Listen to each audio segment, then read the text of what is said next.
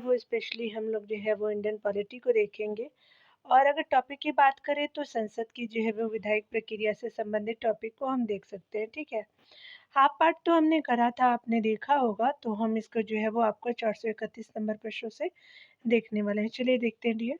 तो 431 भी हमने देख लिया था, 432 से हम देखेंगे। चलिए स्टार्ट करते हैं। यहाँ पे बताया जा रहा है 432 नंबर प्रश्नों में कि जो है वो धन विधेयक की परिभाषा में निम्नलिखित में से कौन जो है वो सही नहीं है। तो पहले जो कथनों को पढ़ते हैं, फिर जो है वो उसको एलिमिनेट करेंगे, जो सत्य नहीं है उसको हम खोजेंगे। चलिए देखते हैं। भारत सरकार द्वारा दायित्व आपका लिए गए किसी जो वित्तीय भार के संबंध में कानून में संशोधन, तो ये पहला कथन सही है। दूसरा है कि भारत की संचित निधि में धन की अदायगी यानी भुगतान, बिल्कुल सही है। अनुच्छेद 117 की अपेक्षाओं के जो है वो अनुसार कोई वित्तीय विधेयक जो है आपका सही संबंधित नहीं है, तो आपका सी सही हो जाएगा। भारत की जो है वो संचित निधि से जो है धन का विनियोजन हो जाएगा, तो बाकी सभी सही हो जाएंगे, सी सही नहीं है। अगले प्रश्न में बताना है कि कथनों पर विचार करना है। तो यहाँ देख सकते हैं कि धन विधेयक संसद के किसी भी जो है सदन में पुनः स्थापित किया जा सकता है। अगला बताए किसी भी सदन में नहीं, ये जो है वो लोकसभा में ही किया जा सकता है, तो गलत है।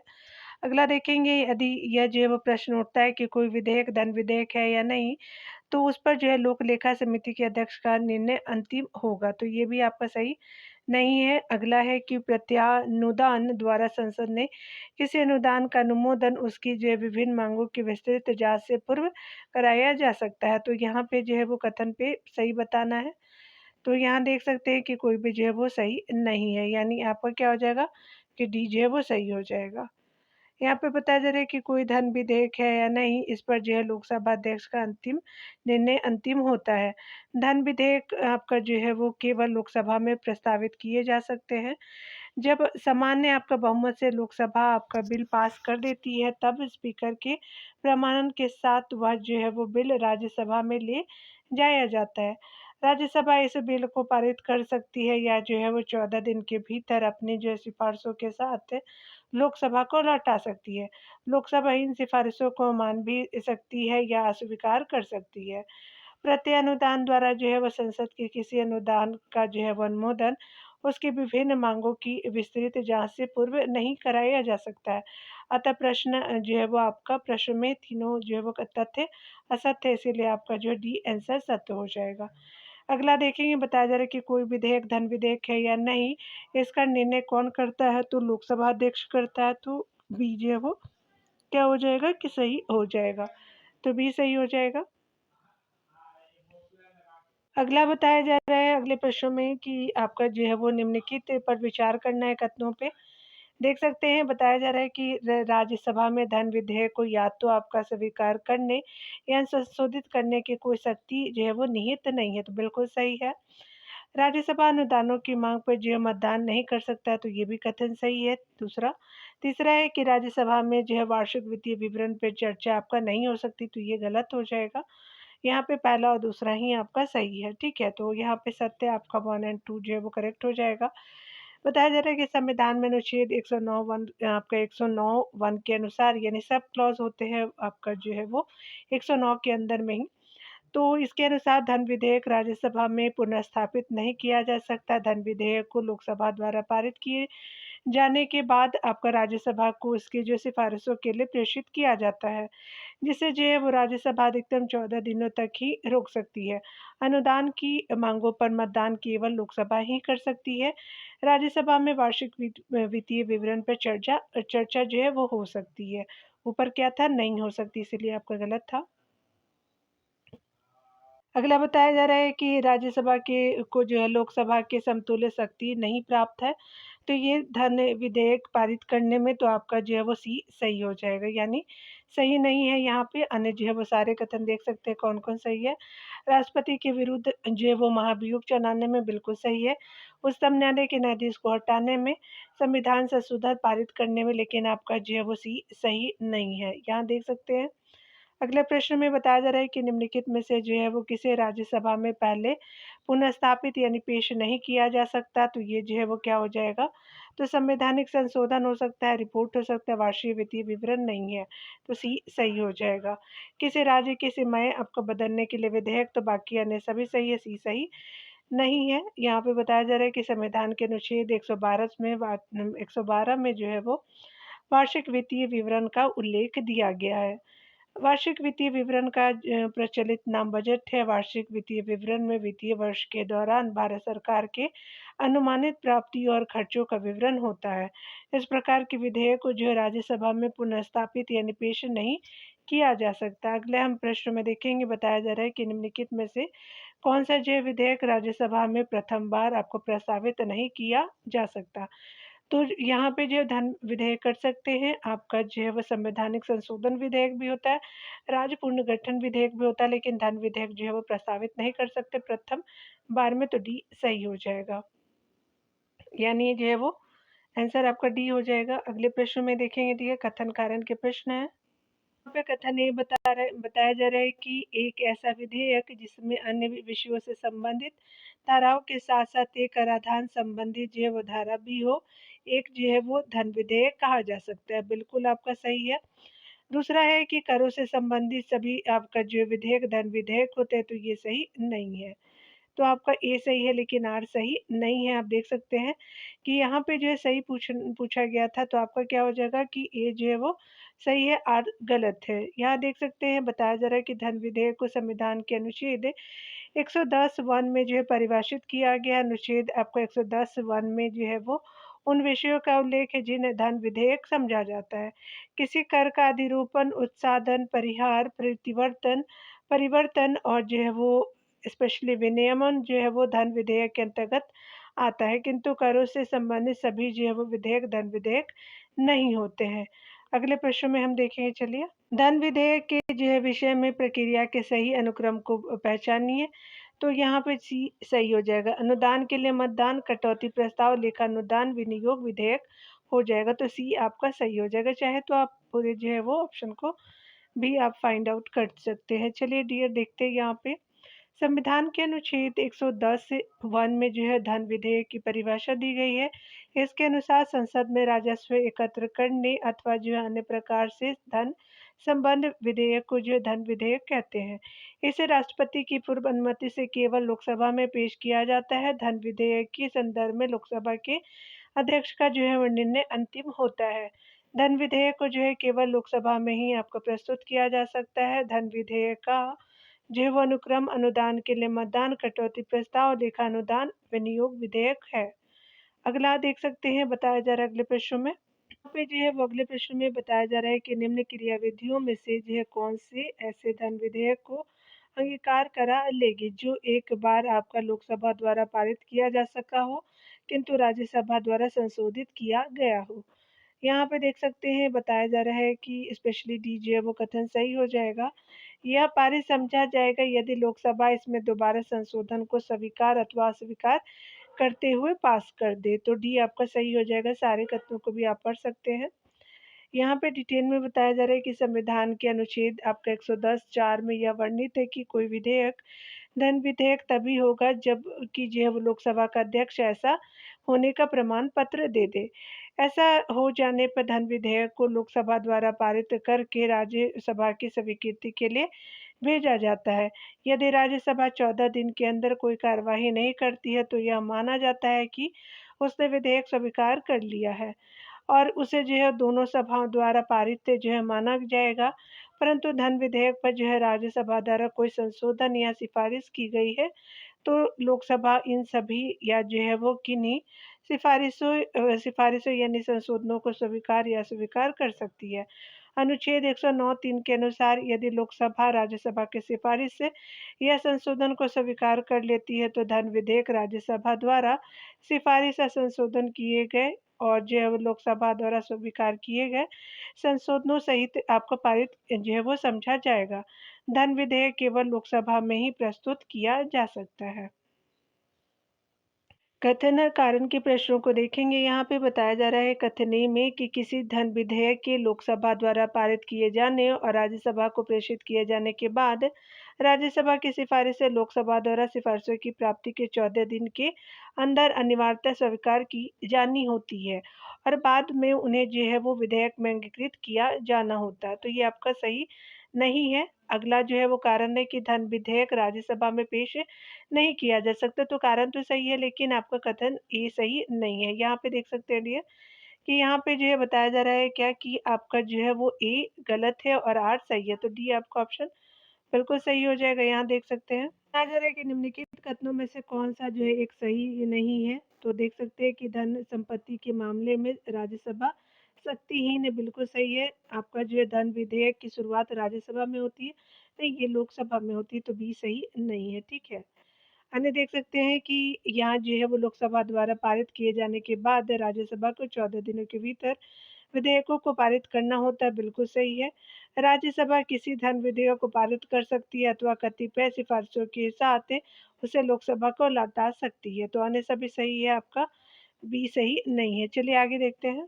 तो देखा जा रहा है कि निम्नलिखित में से जो है कौन कथन सत्य है। धन विधेयक लोकसभा में प्रस्तुत होता है, तो बी जो है वो सही हो जाएगा। अगला देख सकते हैं प्रश्नों में। अगले प्रश्न में बताया जा रहा है कि निम्नलिखित में से कौन सी शक्तियां लोकसभा को राज्यसभा की तुलना में अनन्य रूप से प्राप्त है, तो देख सकते हैं स्पेशली जो है वो आपका धन विधेयक हो या वित्त विधेयक केवल लोकसभा में प्रस्तुत किया जा सकता है, बिल्कुल सही है।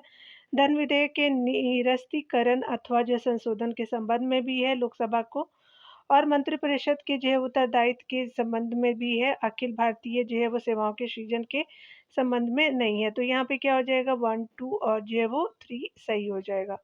तो यहाँ पे जो है वो आपका बी सही हो जाएगा, यानी 4 ऑप्शन जो है वो सही नहीं है। ठीक है, याद रखेंगे। यहाँ देख सकते हैं कि निम्न जो विषयों पर लोकसभा को राज्यसभा की तुलना में अनन्य अधिकार प्राप्त है। धन या वित्त विधेयक केवल लोकसभा में प्रस्तुत किया जा सकता है। धन विधेयक के निरस्तीकरण अथवा संशोधन के संबंध में मंत्रिपरिषद के उत्तरदायित्व के संबंध में, जबकि अखिल भारतीय सेवाओं के सृजन के संबंध में राज्यसभा को अधिकार प्राप्त है। ये जो है वो अनुच्छेद 312 के अंतर्गत जो है वो आते हैं। चलिए आगे देखते हैं। यहाँ पे बताया जा रहा है कि कौन जो है कथन सही नहीं है। चलिए देखते हैं। धन विधेयक राज्यसभा में पुनः स्थापित नहीं किया जाएगा, आपका जो है वो सही है। अगला जो है बताया जाता है कि दूसरे ऑप्शन में कि राज्यसभा में धन विधेयक को अस्वीकृत करने अथवा उसमें संशोधन करने का कोई अधिकार नहीं है, तो बी भी ऑप्शन सही है। लोकसभा जो मंत्रिपरिषद लोकसभा के प्रति उत्तरदायी है, राज्यसभा के प्रति नहीं है, तो ये भी कथन सही है। अगला देख सकते हैं कि राज्यसभा की तुलना में लोकसभा के पास जो है राज्य सूची के संबंध में विशेष शक्तियां हैं, तो डी जो है वो आपका सही नहीं है, डी आंसर हो जाएगा। देख सकते हैं बताया जा रहा है कि संविधान के अनुच्छेद 249 के अंतर्गत राज्यसभा की आपका राज्य सूची के विषय में विधि बनाने की विशेष शक्ति प्रदान की गई है। राज्यसभा को कुछ जो विशेष शक्तियां प्रदान की गई है जो लोकसभा के पास नहीं है। कौन-कौन सी है राज्यसभा की जो है वो शक्तियों में, तो देख सकते हैं कि पहले है कि संसद को राज्य सूची यानी आपका आर्टिकल 249 में से किसी विषय पर विधि बनाने हेतु अधिकृत कर सकती है। राज्य सूची से संबंधित राज्यसभा के पावर, यह जो है अगला है कि यह संसद को केंद्र और राज्य दोनों के लिए अखिल भारतीय जो है वो सेवा के सृजन हेतु अधिकृत कर सकती है, आर्टिकल 312 के तहत, बिल्कुल सही है। केवल राज्यसभा को ही जो है वो राष्ट्रपति को हटाने की प्रक्रिया शुरू कर सकती है, तो आपका आर्टिकल 67 के अंतर्गत ये प्रावधान किया गया है। अगला देख सकते हैं कि राष्ट्रपति द्वारा राष्ट्रीय आपातकाल अथवा जो है वो राष्ट्रपति शासन अथवा वित्तीय आपातकाल की घोषणा ऐसे समय में की जाती है जबकि जो लोकसभा भंग की जा सकती है, तब यह घोषणा अकेले राज्यसभा के अनुमोदन पर ही प्रभावी होगी। आर्टिकल जो है वो 352 है, आर्टिकल 356 के तहत, 360 के तहत। तो इस तरह जो है वो संसद द्वारा बनाई गई विधि की आपका जो है वो अधिकतम सीमा कितनी होती है, तो 1 वर्ष हो जाएगा। चलिए आगे देखते हैं। अगले प्रश्न में बताया जा रहा है कि संसद द्वारा पारित कोई आपका गैर विधेयक राष्ट्रपति द्वारा संसद को पुनः विचारार्थ लौटाए जाने पर यदि यह दोबारा बिना किसी जो है संशोधन के पारित कर दिया जाता है, तब जो है वो आपका राष्ट्रपति को इस पर हस्ताक्षर करने होंगे, तो डी जो है वो सही हो जाएगा। यहाँ पे बताया जा रहा है कि सदन द्वारा आपका दोबारा बिना संशोधन के पारित करने पर राष्ट्रपति उस पर हस्ताक्षर करने के लिए बाध्य होता है, क्योंकि अमेरिकी जो राष्ट्रपति की भांति भारतीय राष्ट्रपति को जो वीटो शक्ति प्राप्त नहीं है। जिस तरह से अमेरिका में वीटो है, लेकिन भारत के पास जो है वो राष्ट्रपति के पास जो है वो वीटो पावर नहीं दिए गए हैं। देख सकते हैं निम्नलिखित में से कौन सा एक भारत के राष्ट्रपति का संवैधानिक विशेषाधिकार नहीं है, तो ये जो है वो आपका धन विधेयक को पुनर्विचार के लिए वापस करना जो ये आपका विशेषाधिकार नहीं है, क्योंकि आपका धन विधेयक जो है वो आपका जो है वो राष्ट्रपति की वजह से ही लाया जाता है, ठीक है? उसकी आज्ञा के बाद ही लाया जाता है। यहाँ देख सकते हैं कि अब बी जो है वो सही हो जाएगा, यानी जो विशेषाधिकार नहीं है, अन्य जो है बाकी सभी सही है। पढ़ लेते हैं दिए, विधायी विधेयक को पुनर्विचार के लिए वापस करना बिल्कुल सही है। लोकसभा का विघटन करना ये भी सही है, राज्यसभा का आह्वान करना ये भी सही है। तो आपका भी सही नहीं है, देख सकते हैं डिटेल में। संसद द्वारा पारित विधेयक राष्ट्रपति की अनुमति के बाद ही कानून बनता है, किंतु धन विधेयक और संविधान संशोधन विधेयक को छोड़कर के अन्य विधेयकों को राष्ट्रपति संसद को पुनर्विचार के लिए लौटा सकता है। कौन नहीं लौटाएगा? धन विधेयक और संविधान संशोधन वाले विधेयक को छोड़ करके, ठीक है? चलिए अन्य विधेयकों को लौटा सकते हैं। यहाँ पे बताया जा रहा है कि संसद में जो है बजट के पारित होने के विभिन्न जो है चरणों का सही अनुक्रम निम्नलिखित में से कौन है? तो बजट की प्रस्तुति है, विभागीय समिति द्वारा जांच है, विनियोग विधेयक का जो है वो आपका क्या हो जाएगा? पारित होना है, और आपका 1, 2 और 3 में आपका जो है वो हो जाएगा, और वित्तीय विधेयक का पारित होना। तो थर्ड लास्ट पे हो जाएगा डी, तो 1 आपका 2 हो जाएगा, थर्ड में हो जाएगा, 4 में ये हो जाएगा। तो आपका क्या हो जाएगा? 1, 2, 4, 3 जो है वो सही हो जाएगा, ठीक है? यहाँ पे देख सकते हैं कि 1, 2, 4, 3 ए ऑप्शन में सही हो जाएगा। यहाँ पे बताया जा रहा है कि संविधान ने जो है वो बजट को वार्षिक वित्तीय विवरण कहा है। दूसरे शब्दों में बजट शब्द का जो है संविधान में कहीं उल्लेख नहीं है। यह वार्षिक वित्तीय विवरण का प्रचलित नाम है तथा इसका जो उल्लेख संविधान के अनुच्छेद 112 में किया गया है। संसद में बजट निम्नलिखित आपको 6 स्तरों से गुजरता है। पहला है कि बजट का प्रस्तुतिकरण होता है, आम बहस होती है, विभागीय समिति द्वारा जांच किया जाता है बजट में। उसके बाद जो है अनुदान की मांग पर मतदान किया जाता है, विनियोग विधेयक का जो है पारित होना होगा, और वित्त विधेयक को पारित होना। तो ये आपका 6 जो है आपका पारित होने के लिए जो है वो क्राइटेरिया है। चलिए आगे देखते हैं, यानी प्रोसेस है। चलिए आगे देखते हैं डियर। यहाँ पे बताया जा रहा है कि सामान्य वित्तीय विधायन में जो है वो चरण सम्मिलित है। तो बजट का प्रस्तुतिकरण, बजट का जो है वो चर्चा, विनियोग विधेयक को पारित करना, और वित्त विधेयक को आपका पारित करना, और लास्ट में जो है लेखानुदान हो जाएगा। तो देख सकते हैं कि यहाँ पे जो लेखानुदान नहीं है, ठीक है? याद रखेंगे ये नहीं है, पहला, दूसरा, तीसरा, पांचवा हो जाएगा। तो यहाँ पे क्या हो जाएगा? पहला, दूसरा, तीसरा और पांचवा हो जाएगा। फोर्थ जो है वो आपका नहीं है, लेखानुदान वाली, ठीक है? चलिए अगला प्रश्न में बताया जा रहा है कि बजट पर जो है वो संसद के नियंत्रण के विषय में निम्नलिखित में से कौन सा बात सही नहीं है? तो पहला कथन पढ़ते हैं, बजट के निर्माण में संसद का कोई हाथ नहीं होता। तो यही आपका जो है सही नहीं है, ठीक है? तो यहाँ पे ए सही हो जाएगा, लेकिन अन्य कथनों को भी देख लेते हैं। संसद को समेकित जो है वो निधि पर प्रभावित व्यय को बढ़ाने की शक्ति प्राप्त है, बिल्कुल सही है। संसद को राष्ट्रपति की सिफारिशों के बिना कोई कर आपका आरोपित करने की शक्ति प्राप्त नहीं है, बिल्कुल ये भी सही है। अगला है कि संसद की जो है वो संसद को राष्ट्रपति की सिफारिशों के बिना किसी कर में वृद्धि करने की शक्ति प्राप्त नहीं है, ठीक है? तो पहला आपका क्या हो जाएगा कि ये आपका ये ऑप्शन सही नहीं है। यहाँ पे बताया जा रहा है कि संविधान के अनुच्छेद 112 के अनुसार राष्ट्रपति प्रत्येक वित्तीय वर्ष के संबंध में संसद के दोनों सदनों के जो है वो आपका समक्ष भारत सरकार की विषय आपका उस वर्ष के लिए जो है प्रकलित प्राप्तियों और व्यय का आपका विवरण रखवाएगा, जिसे वार्षिक वित्तीय विवरण कहा गया है। साधारण जो है वो बोलचाल की भाषा में इसे ही जो है बजट कहते हैं। बिना राष्ट्रपति की संस्तुति के जो है वो कर निर्धारण वाला कोई विधेयक संसद में पुनर्स्थापित नहीं होगा। इस जो है वो तरह के किसी विधेयक को राज्यसभा में पुनर्स्थापित नहीं किया जाएगा। अगला है कि कार्यपालिका के वित्तीय मामलों पर संसद का नियंत्रण आपका जो है निम्न 2 तरीकों से संभव हो पाता है। पहला तरीका है बजटीय नियंत्रण, जो कि बजट के प्रभावी होने से पूर्व आपका अनुदान मांगों के रूप में भी होता है। अगला है कि उत्तर बजटीय नियंत्रण, जो अनुदान मांगों को आपका स्वीकृति दिए जाने के बाद वित्तीय विधेयक जो वो वित्तीय समितियों के माध्यम से स्थापित किया जाता है। तो आपने देखा, आगे देख सकते हैं प्रश्नों में।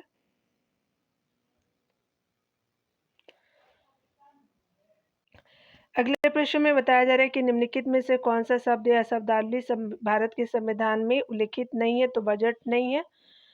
अगला जो है वो देख सकते हैं, वित्तीय वार्षिक वित्तीय विवरण है, विनियोग विधेयक है, संसद की संचित नीति है, लेकिन बजट शब्द का जो है प्रयोग नहीं किया गया, तो यहाँ पे क्या हो जाएगा, सी सही हो जाएगा। चलिए आगे देखते हैं। यहाँ पे बताया जा रहा है कि प्रत्येक वित्तीय वर्ष के लिए जो है भारत सरकार का वार्षिक वित्तीय लेखा विवरण सदन में उस दिन प्रस्तुत किया जाएगा जो भारत का राष्ट्रपति निर्देशित करे। तो आपका जो है वो भी सही हो जाएगा, देख सकते हैं डिटेल में। आगे देखते हैं। अगले प्रश्न में बताया जा रहा है कि निम्नलिखित में से कौन सी विधियां भारत के लोक वित्त पर जो है वह संसदीय नियंत्रण रखने के काम आती है। तो पहले हम लोग ऑप्शन को पढ़ते हैं। संसद के समूह का वार्षिक जो है वो वित्तीय विवरण का प्रस्तुत किया जाना, बिल्कुल सही है। अगला है कि विनियोजन विधेयक के पारित होने के बाद ही भारत की संचित नीति से मुद्रा आपका जो निकाल पाना, तो दूसरा कथन भी सही है। अगला है कि अनुपूरक अनुदानों अथवा जो है लेखा अनुदान का प्रावधान, तो ये भी सही है। अगला है कि संसदीय जो है बजट कार्यालय द्वारा आपका समष्टि जो है वो समष्टिगत जो है आर्थिक पूर्वानुमान हो तथा आपका व्यय हेतु सरकार के कार्यक्रम का एक नियतकालिक अथवा कम से कम जो है वो मध्य वर्षीय पूर्णावलोकन, तो ये आपका सही नहीं है। इतने टफ हिंदी है कि मेरे को प्रोनाउंस करने में जो है वो प्रॉब्लम होने लगता है कभी-कभी। बट खैर कोई नहीं, हमारी हिंदी है। चलिए आगे देखते हैं। संसद में वित्त विधेयक का जो प्रस्तुत किया जाना, तो आपका 5 सही हो जाएगा। आपका 4 सही नहीं है। ऊपर भी देखा था 1, 2 और 3 और 5 सही हो जाएगा। यहाँ देख सकते हैं डियर। ये ऑप्शन जो है क्या हो जाएगा, 1, 2, 3 और 5 सही हो जाएगा। 1 ए जो है वो सही हो जाएगा। डिटेल देख सकते हैं कि संसद के जो है समूह वार्षिक वित्तीय विवरण का प्रस्तुत किया जाना विनियोजन विधेयक के पारित होने के बाद ही भारत की संचित निधि से जो है वो आपका मुद्रा निकाल पाना, और अनुपूरक अनुदानों तथा लेखानुदानों का प्रावधान संसद में जो वित्त विधेयक प्रस्तुत किया जाना आदि जो विधियां भारत के लोक वित्त पर संसदीय नियंत्रण रखने के काम आती है। अगले प्रश्न में बताया जा रहा है कि सहभागी जो है वो बजट निर्माण किस प्रकार स्थानीय प्रशासकीय संस्थाओं की कार्य प्रणाली को और अधिक पारदर्शी तथा जवाबदेह बनाने का प्रयास करता है। तो यहाँ पहला है कि नागरिकों को लोक संसाधनों के वितरण पर चर्चा तथा आपका वार्ता की अनुमति देकर के, बिल्कुल सही है। नागरिकों को सीधे यह आपका निर्णय करने की अनुमति देकर कि जो है वो संसाधनों को कैसे तथा आपको कहाँ व्यय किया जाए, तो दूसरा कथन भी सही है। अगला है कि ऐतिहासिक रूप से अपवर्जित नागरिकों का महत्वपूर्ण निर्णय करने वाले जो है वो स्थलों पर अभिगमन की अनुमति देकर के, तो यहाँ पे क्या हो जाएगा कि पहला, दूसरा और तीसरा कथन, तीनों कथन सही हो जाएगा। तो यहाँ पे जो है वो डी ऑप्शन आपका सही हो जाएगा। देख सकते हैं कि यहाँ पे जो है वो डी ऑप्शन करेक्ट है। सीडीएस के जो है वो आपका 2013 में पूछे गए। तो यहाँ पे देख सकते हैं बताया जा रहा है कि सहभागी बजट निर्माण नागरिकों को जो है वो संसाधनों पर चर्चा की अनुमति, निर्णय का अधिकार और अपवर्जित जो है वो नागरिकों को निर्णय स्थल पर आने की अनुमति दे करके प्रशासकीय संस्था की कार्यप्रणाली को और अधिक जो है पारदर्शी और जवाबदेह बनाया जा सकता है। अगले प्रश्न में बताया जा रहा है कि भारतीय बजट में कर प्रस्ताव निम्न में से किस में आपका निहित होता है, तो वित्तीय विधेयक में होता नहीं है, तो आपका भी सही हो जाएगा। यहाँ डिटेल में देखेंगे। भारतीय बजट में कर जो है प्रस्ताव वित्तीय विधेयक में निहित होते हैं। भारतीय जो है संविधान में बजट शब्द के स्थान पर जो है वार्षिक वित्तीय विवरण नाम दिया गया है, जो आगामी वर्ष में जो है आय और व्यय का विवरण तथा आपका सरकार की वित्तीय आपका निधि नीतियों का उल्लेख होता है। यहाँ पे जो है कथन दिया गया है और पढ़ के बताना है कौन राइट है। पढ़ेंगे तो वित्त मंत्री संसद में बजट प्रस्तुत करते हुए उसके साथ अन्य जो है प्रलेख भी प्रस्तुत करते हैं, जिनमें बृहद जो है वो आर्थिक रूपरेखा विवरण भी सम्मिलित रहता है।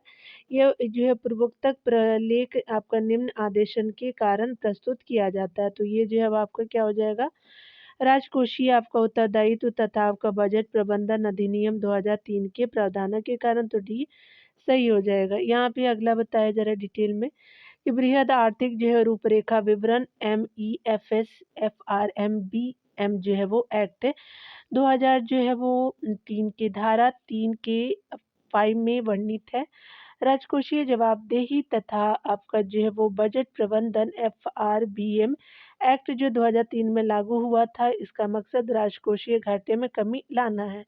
सरकार इसके तहत जो है राजकोषीय घाटों को कम करने का लक्ष्य तय करती है। आगे देख सकते हैं बताया जा रहा है, जो है वो आपका निम्नलिखित में से कौन-सा जो है वो एक खर्च भारत को संचित निधि पर प्रभावित नहीं किया जाएगा, देखेंगे।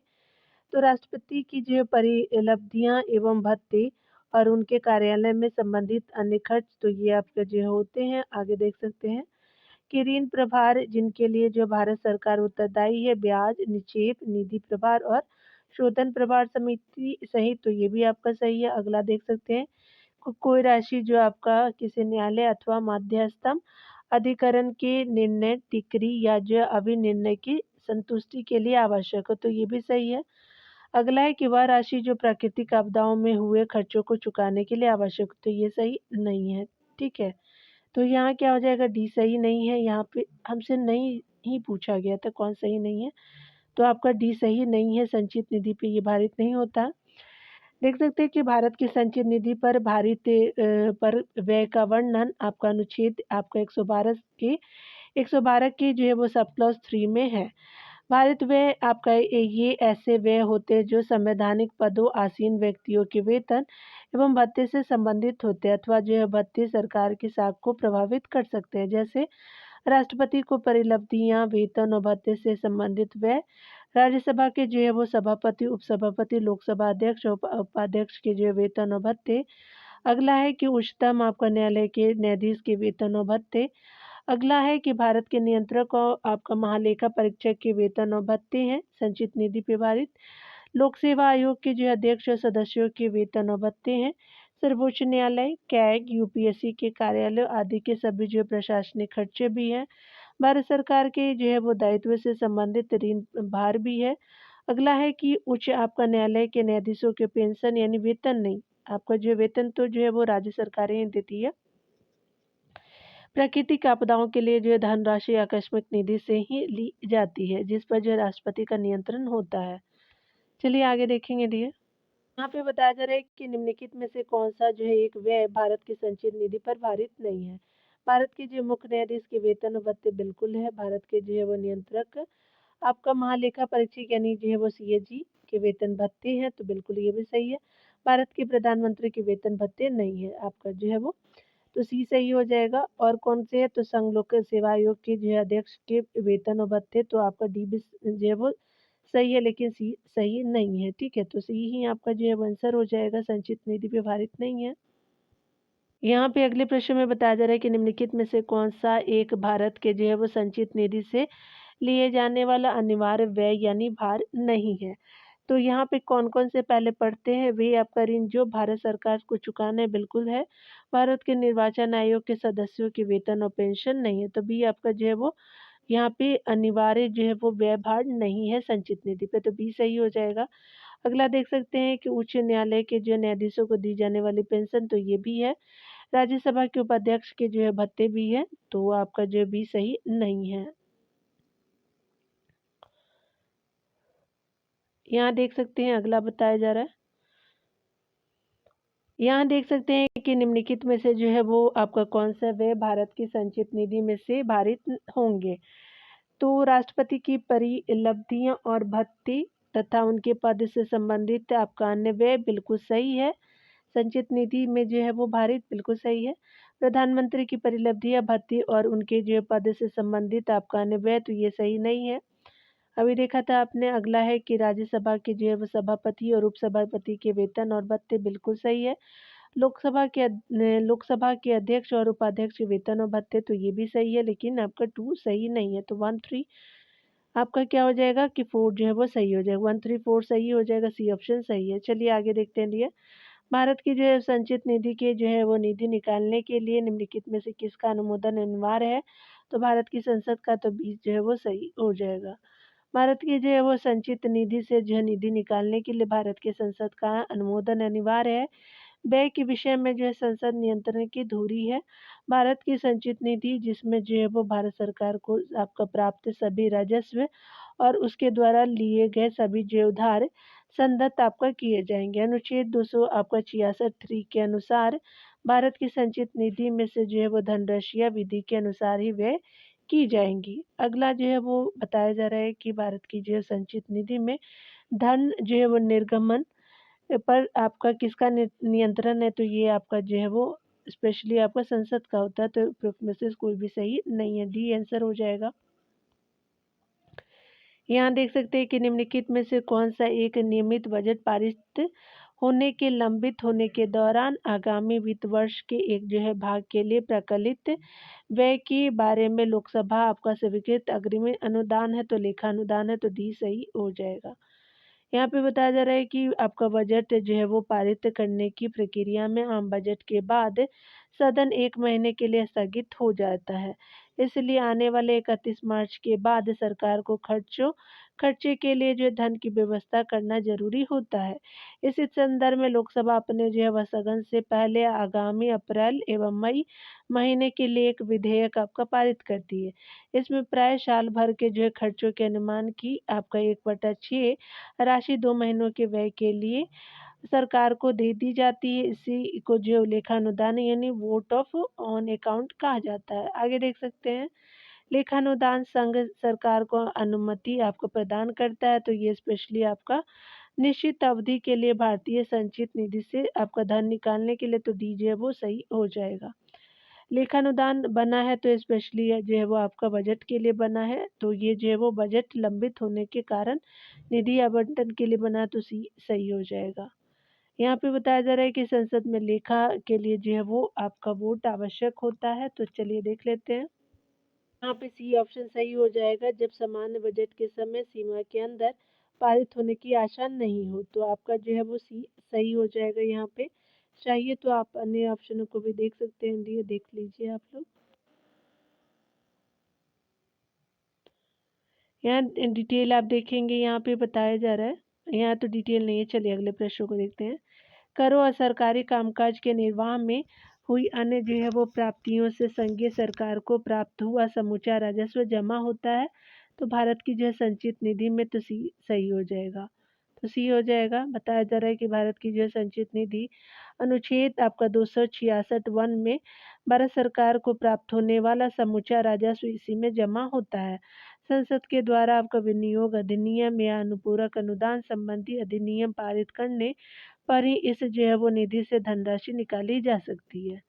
अगला देख सकते हैं कि यदि राज्यसभा किसी वित्तीय विधेयक में जो है वह सारभूत संशोधन करती है, तो आपका जो है बाद में क्या होगा? बाद में जो है वो राष्ट्रपति आपका विधेयक को पारित करने के लिए संयुक्त बैठक आहूत कर सकता है, तो डी सही हो जाएगा। अन्य जो कथनों को आप चाहें तो पढ़ सकते हैं, वीडियो को पॉज कर लीजिएगा, देख लीजिएगा आप लोग। यहाँ देख सकते हैं वित्त विधेयक जो है वो आपका फाइनेंशियल बिल के संबंधित देखेंगे। वे सभी विधेयक जिनका जो है वो संबंध वित्तीय मामलों से होता है वित्त विधेयक कहलाते हैं।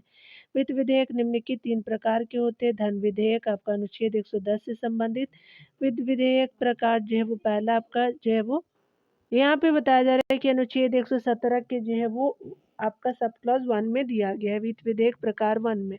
वित्त विधेयक प्रकार 2 में जो है वो आपका अनुच्छेद 170 आपका जो 3 सब क्लॉज में दिया गया है। यहाँ देख सकते हैं कि वित्त विधेयक प्रकार 1 है, तो इसे जो है राष्ट्रपति की सहमति के बाद लोकसभा में पेश किया जाता है। राज्यसभा को भी जो है पर्याप्त शक्ति मिली है। साधारण विधेयक से संबंधित सारी जो है वो शक्तियाँ का प्रयोग राज्यसभा को प्राप्त है, अर्थात वह जो है इसमें वित्तीय विधेयक प्रकार 1 यानी संशोधन अथवा खारिज भी कर सकती है। अगला है कि इस जो है मामले में संयुक्त बैठक आपका बुलाई जा सकती है। अगला देख सकते हैं कि जब विधेयक राष्ट्रपति को प्रस्तुत किया जाता है, तो वह या तो विधेयक को अपनी स्वीकृति दे सकता है या उसे रोक सकता है, या फिर जो है वो पुनर्विचार के लिए सदन को वापस कर सकता है। अगला बताया जा रहा है कि वित्त विधेयक प्रकार 2 में देखेंगे कि साधारण विधेयकों के समान आपका सारी शक्तियां जो है वो राज्यसभा को प्राप्त है, अर्थात राज्यसभा इस विधेयक में संशोधन भी कर सकती है एवं इसे खारिज भी कर सकती है। गतिरोध की दशा में जो है राष्ट्रपति द्वारा संयुक्त बैठक बुलाई जा सकती है। राष्ट्रपति में जो है वो राष्ट्रपति के पास इस संदर्भ में तीनों विकल्प आपको उपलब्ध होते हैं। देख सकते हैं राज्यसभा वित्त विधेयक को जो है संशोधित कर सकती है, तो बी जो है वो आपका सही हो जाएगा। अगला जो है असत्य कथन को बताना है कि आपका वित्त विधेयक के संबंध में है असत्य कथन। तो यह जो है वो सिर्फ़ लोकसभा में ही पेश किया जा सकता है, बिल्कुल सही है। राष्ट्रपति की पूर्व अनुमति से ही पेश किया जाता है, तो दूसरा कथन भी सही है। अस्वीकार करने का अधिकार नहीं जो है वो रखती है, तो आपका जो है वो राज्यसभा अस्वीकार करने का अधिकार रखती है, तो सी आपका जो है क्या हो जाएगा कि सही हो जाएगा, यानी असत्य आपका सी ही है, तो यहाँ पे सी ऑप्शन जो है वो सही हो जाएगा। इस जो विधेयक को दोनों सदनों में पारित होना चाहिए, तो बिल्कुल सही है, लेकिन आपका सी सही नहीं है। यहाँ पे अगले प्रश्न में बताया जा रहा है कि भारतीय संसद के संबंध में निम्नलिखित कथनों पे कौन सा एक सही नहीं है। तो यहाँ पहले कथनों को पढ़ते हैं, तो बताया जा रहा है कि विनियोजन विधेयक का कानून बनने से पूर्व संसद के दोनों सदनों द्वारा पारित होना आवश्यक है, तो अनिवार्य है, तो बिल्कुल सही है। विनियोजन जो अधिनियम के अधीन विनियोजन द्वारा जो विनियोजन हुए बिना भारत की जो है संचित निधि में से जो है वो धन नहीं निकाला जा सकता, तो ये भी आपका कथन सही है। आपका अगला कथन में बताया जा रहा है कि अगर हम बात करें यहाँ पे सी ऑप्शन में, तो यहाँ पे बताया जा रहा है कि नए कर प्रस्तावित करने के लिए वित्त विधेयक का होना आवश्यक है, जबकि चालू करों की दर में बदलाव के लिए किसी अन्य विधेयक यानी अधिनियम की आवश्यकता नहीं है, तो आपका जो है वो सही है, यानी जो है वो सी ही सही नहीं है, तो यहाँ पे क्या हो जाएगा, इसका आंसर जो है वो सी हो जाएगा। ठीक है, आप देख सकते हैं, यहाँ पे वीडियो को पॉज कर लीजिएगा आप लोग।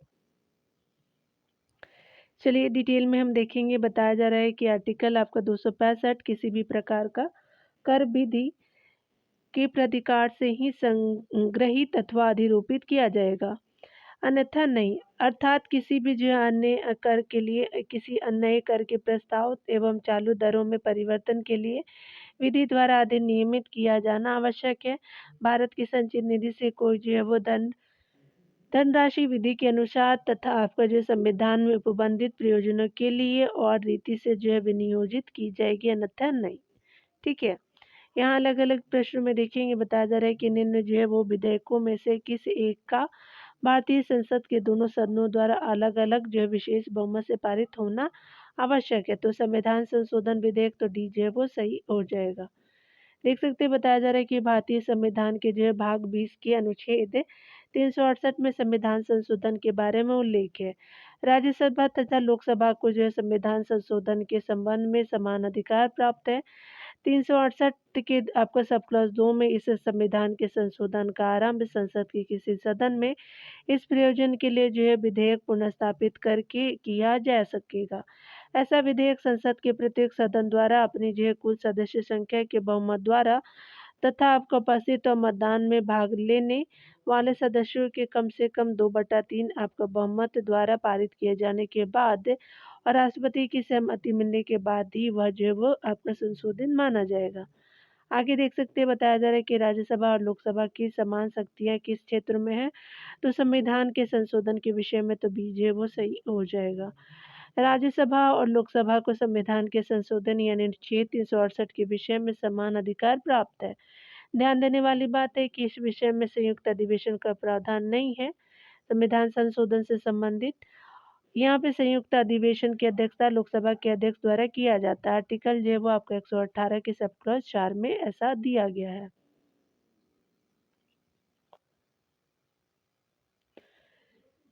यहाँ पे बताया जा रहा है अगले प्रश्न में कि निम्नलिखित में से कथनों पर विचार कीजिए। भारतीय संविधान में कोई संशोधन लाने का उपक्रम किया जा सकता है, तो लोकसभा द्वारा, राज्यसभा द्वारा, राज्य विधानमंडलों द्वारा नहीं, राष्ट्रपति द्वारा नहीं, तो पहला और दूसरा जो सही हो जाएगा। तो यहाँ पे जो है वो आपका क्या हो जाएगा कि पहला और दूसरा कथन सत्य हो जाएगा।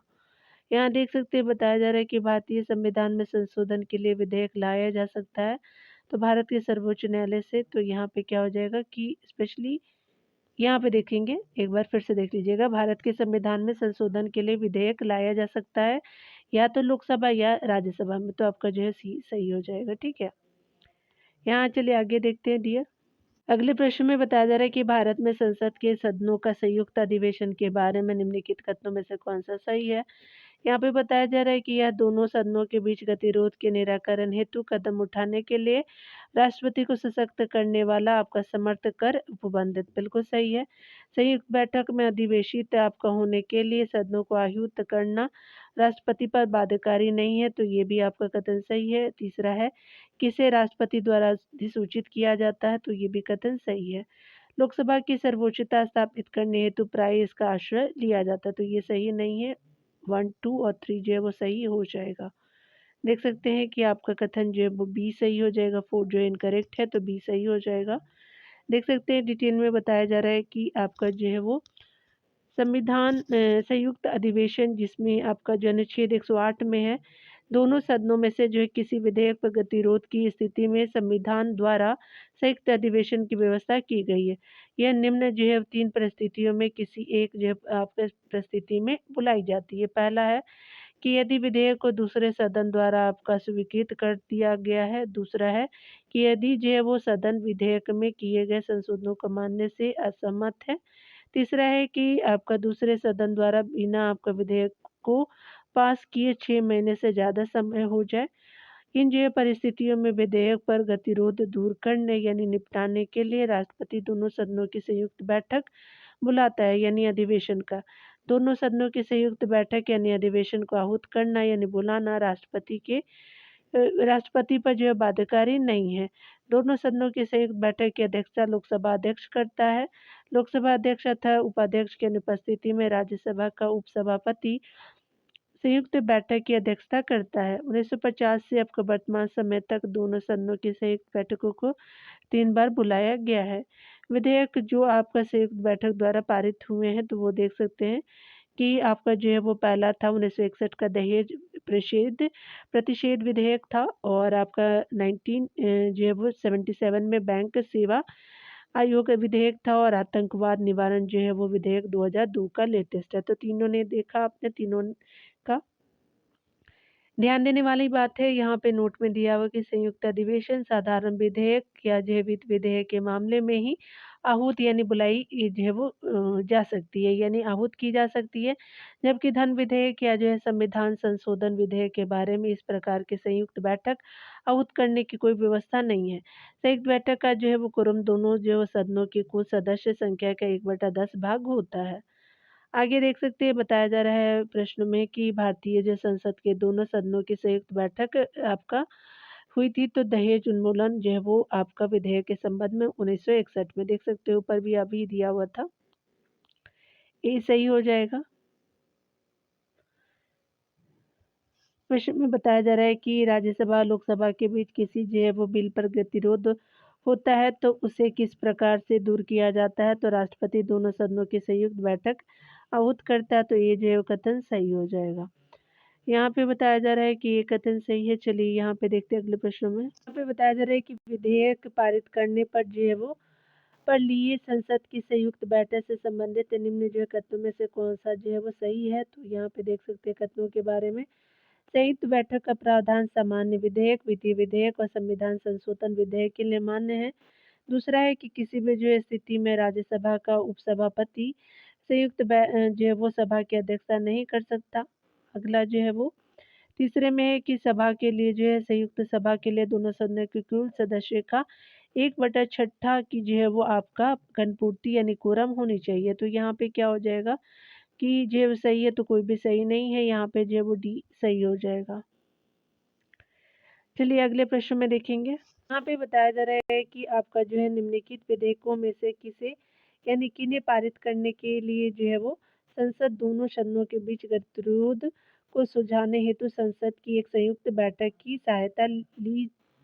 जो है वो सहायता ली जाती है। तो ये स्पेशली जो है वो आपका साधारण विधेयक से संबंधित होता है। तो यहाँ पे जो है वो सी सही हो जाएगा। यहाँ पे देख सकते हैं अन्य जो है वो सही नहीं है।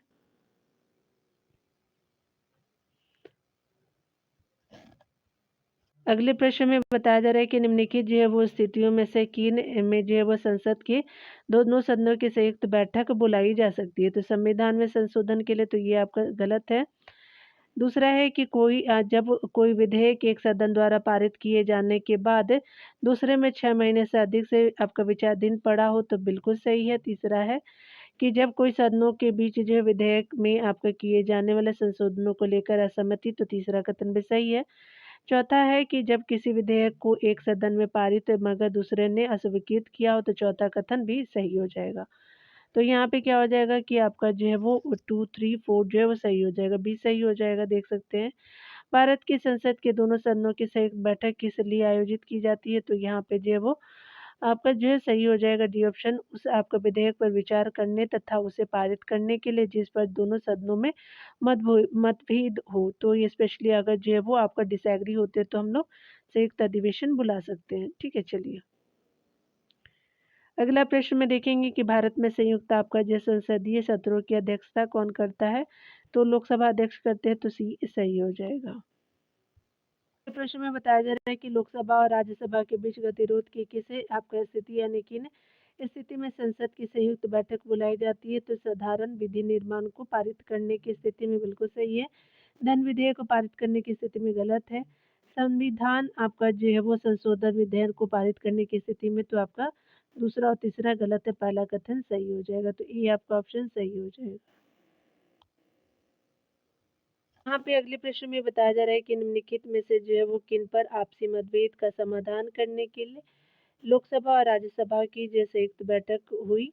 तो स्पेशली आप ही देखा तो आपका जो है दहेज प्रतिषेध विधेयक आपका 1959 बिल्कुल सही है। बैंक जो है सेवा आयोग निस्सरण जो है वो विधेयक जिसको कहते हैं तो आपका 1978 बिल्कुल सही है। आपका आतंकवाद निवारण विधेयक 2002 का बिल्कुल सही है। भूमि अर्जन पुनर्वास और पुनर्स्थापना अधिनियम आपका 2013 का तो आपका चौथा सही नहीं है। 1, 2 एंड 3 जो है वो बिल्कुल करेक्ट हो जाएगा, तो सी जो है वो सही हो जाएगा। बताया जा रहा है कि निम्न कथनों पर जो विचार कीजिए। भारत में संसद के दोनों सदनों की संयुक्त आपका बैठक अनुच्छेद 108 में स्वीकृत है, तो बिल्कुल सही है। अगला है कि लोकसभा और राज्यसभा की संयुक्त बैठक यानी जो है वो 1961 में हुई, तो बिल्कुल सही है। भारतीय संसद के दोनों सदनों की दूसरी जो है वो संयुक्त बैठक बैंकिंग सेवा आयोग यानी निस्सरण बिल को पारित करने के लिए हुई थी, तो ये भी सही हो जाएगा। तो आपका जो 1, 2 और 3 जो है वो सही हो जाएगा, डी सही हो जाएगा। भारतीय संसद के दोनों सदनों की संयुक्त बैठक किस आपका संबंध में होती है? तो आपका साधारण विधेयक में होती है, तो सी सही हो जाएगा। अगला देख सकते हैं कि निम्नलिखित में से कौन जो है संसद के दोनों सदनों की संयुक्त बैठक की अध्यक्षता करता है? तो ये करते हैं आपका जो है वो स्पेशली लोकसभा के अध्यक्ष, तो आपका डी जो है वो सही हो जाएगा। यहाँ देख सकते हैं कि संसद की संयुक्त बैठक की अध्यक्षता कौन करता है? तो लोकसभा के स्पीकर करते हैं, तो बी जो है वो सही हो जाएगा। यहाँ पे बताया जा रहा है कि अनुच्छेद 108 के अंतर्गत लोकसभा और राज्यसभा की संयुक्त बैठक आयोजित की जाती है, तो राष्ट्रपति द्वारा, तो डी आपका सही हो जाएगा। जब कोई साधारण विधेयक भारतीय संसद के दोनों सदनों की संयुक्त बैठक में भेजा जाता है तब उसे दोनों सदनों के आपको उपस्थित और मत देने वाले सदस्यों की कुल संख्या के साधारण बहुमत द्वारा पारित किया जाना चाहिए, तो ये आपका जो है वो सही हो जाएगा। अन्य कथन को आप चाहे तो पढ़ सकते हैं, ये सही हो जाएगा। जब कोई साधारण विधेयक भारतीय संसद के दोनों सदनों की संयुक्त बैठक में भेजा जाता है तब उसे जो है वो दोनों सदनों के उपस्थित और मत देने वाले सदस्य की कुल संख्या के साधारण बहुमत द्वारा आपका पारित किया जाना चाहिए।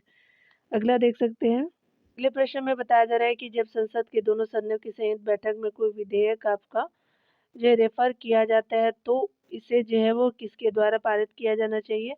तो उपस्थित और मत देने वाले सदस्यों का साधारण बहुमत द्वारा, तो ये सही हो जाएगा। अगले प्रश्न में बताया जा रहा है कि निम्नलिखित में से किन बिलों पर जो है दोनों सदनों में मतभेद संयुक्त अधिवेशन में सुलझाया जा सकता है?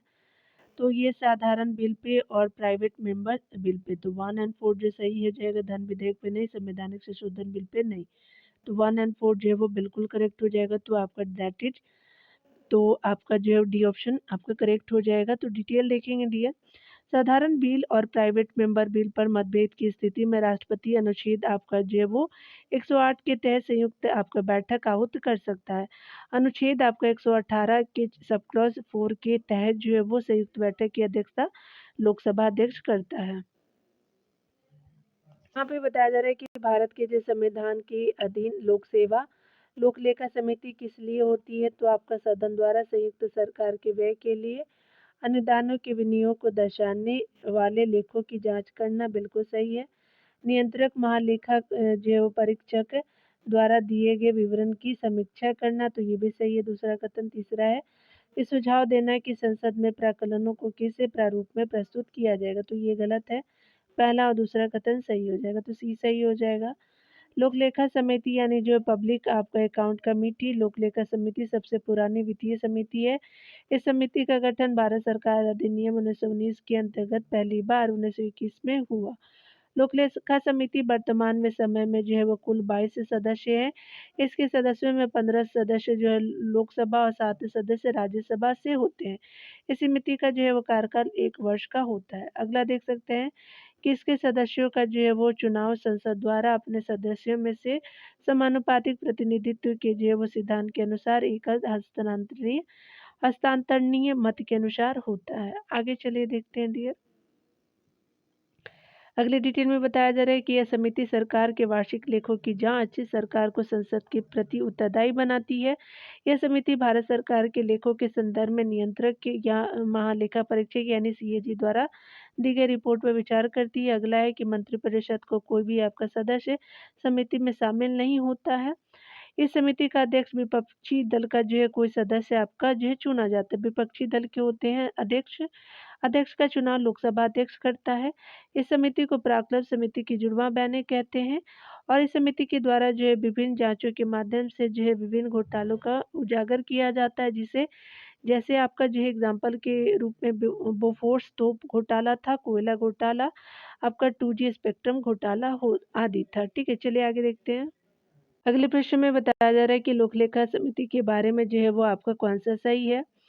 तो सबसे पहले इसमें जो है वो आपका समिति में लोकसभा से जो है वो 15 सदस्य और राज्यसभा से 10 सदस्य जो है से अधिक नहीं होते, तो ये गलत है।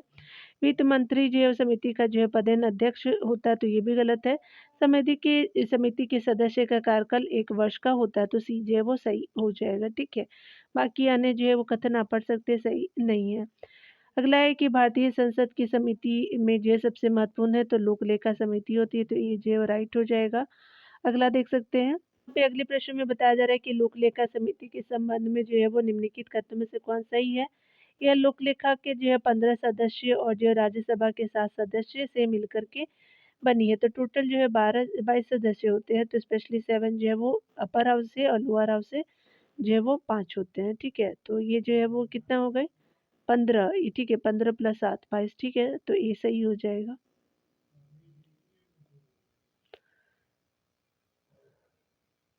तो ये सही हो जाएगा डियर। आगे देखते हैं। अगले प्रश्न में बताया जा रहा है कि भारत की लोक लेखा समिति पर निम्न कथनों पर विचार कीजिए।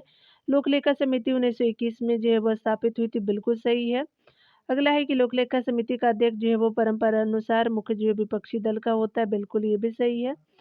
अगला देख सकते हैं कि यहाँ पे जो है वो इसके अध्यक्ष और जो है वो सदस्यों का कार्यकाल 2 वर्ष का होता है, तो 1 वर्ष का होता है डियर, ना कि 2 वर्ष का। तो आपका 1 और 2 राइट हो जाएगा। चलिए आगे देखते हैं।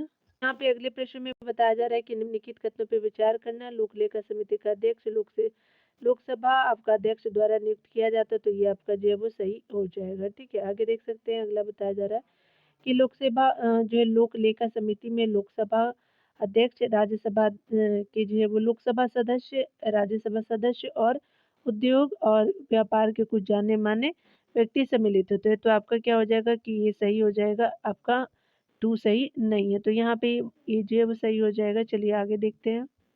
यहाँ पे कथनों पे विचार करने हैं, तो लोक लेखा जो है वो आपका कि संसदीय समिति तो लोक सभा के अधिकतम 22 जो है वो सदस्यों से गठित है, तो आपका जो है वो 25 सदस्य से नहीं है, तो 22 सदस्य से है, तो यहाँ 25 है, इसलिए गलत है। सरकार के विनियोग तथा वित्तीय जो है वो लेखाओं की जांच करती है, बिल्कुल सही है। भारत के नियंत्रक महालेखा परीक्षक की रिपोर्ट की जांच करती है, तो दूसरा और तीसरा कथन सही हो जाएगा।